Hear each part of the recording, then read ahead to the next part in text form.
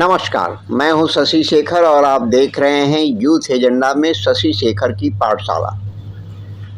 बिहार में महागठबंधन के अंदर सीट बंटवारा हुए बगैर राजद सिंबल बांट रहा है और एनडीए के अंदर सीटें तय होने के बावजूद बड़े दलों के प्रत्याशियों की सूची नहीं जारी हो पा रही। सीट बंटवारे में आखिर क्या हुआ है जिससे नाम घोषित करना मुश्किल हो रहा है? अभी बहुत कुछ फंसा लग रहा है। देरी से यही पता चलता है। सिंबल देना मतलब सीट पर प्रत्याशी को नामांकन के लिए पार्टी की ओर से अनुमति देना। महागठबंधन अब तक बिहार की 40 लोकसभा सीटों को अपने घटक दलों के अंदर बांट नहीं सका है। एक दो दिन में बंटवारे की बात कही जा रही है। दूसरी तरफ राष्ट्रीय जनता दल अध्यक्ष लालू प्रसाद यादव की ओर से कई उम्मीदवारों को सिंबल मिलने की भी सूचना सामने आ रही है। दूसरी तरफ 3 दिन पहले बिहार की लोकसभा सीटों को अपने घटक दलों में बांटकर पशुपति कुमार पारस को छोड़ देने वाले राष्ट्रीय जनतांत्रिक गठबंधन के बड़े दल प्रत्याशियों की घोषणा तक नहीं कर पा रहे। सीट शेयरिंग में समय लगना समझ में आता है, लेकिन अब प्रत्याशियों की सूची में देर क्यों?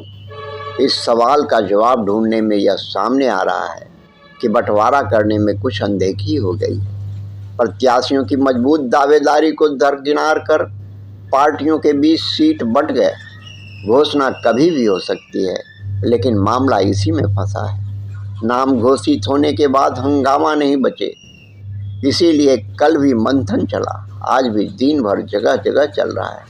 एक एक सीट वाले पक्के मांझी कर चुके हैं नामांकन। सीट बंटवारे में गया और काराकाट को लेकर भी संकट हो सकता था, लेकिन इन दोनों सीटों पर अब कोई बात नहीं हो रही। हिंदुस्तानी अवामी मोर्चा के सर्वे सर्वा जीतन राम मांझी को गया सीट से पार्टी ने प्रत्याशी घोषित कर दिया। गया में चुनाव पहले चरण में, वह 28 मार्च को नामांकन करेंगे। पूर्व केंद्रीय मंत्री उपेंद्र कुशवाहा की काराकाट सीट पर चुनाव 7वें चरण में। उनकी सीट पर भी कोई संशय नहीं है। मांझी और कुशवाहा को एक एक सीट ही मिलेगी। संकट बाकी इन 3 दल भारतीय जनता पार्टी, जनता दल यूनाइटेड और लोक जनशक्ति पार्टी के बीच बंटवारे में है।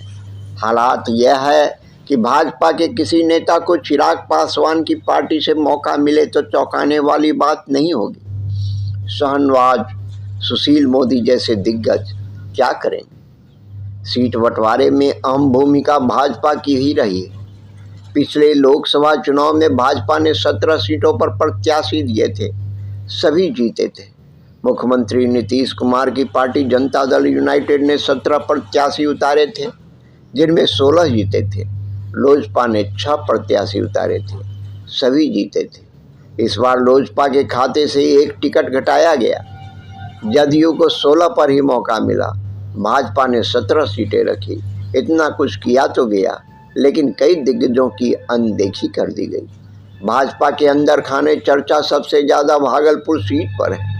यह सीट जदयू के पास पिछली बार थी, इस बार भी छोड़ दी गई। इस सीट से सुशील कुमार मोदी, सैयद शाहनवाज हुसैन जैसे दिग्गज भाजपाई खड़े रहे हुए हैं। सुशील मोदी पटना साहिब से भी सांसद रहे हैं। उन्हें और शाहनवाज हुसैन को राज्यसभा भी नहीं भेजा गया।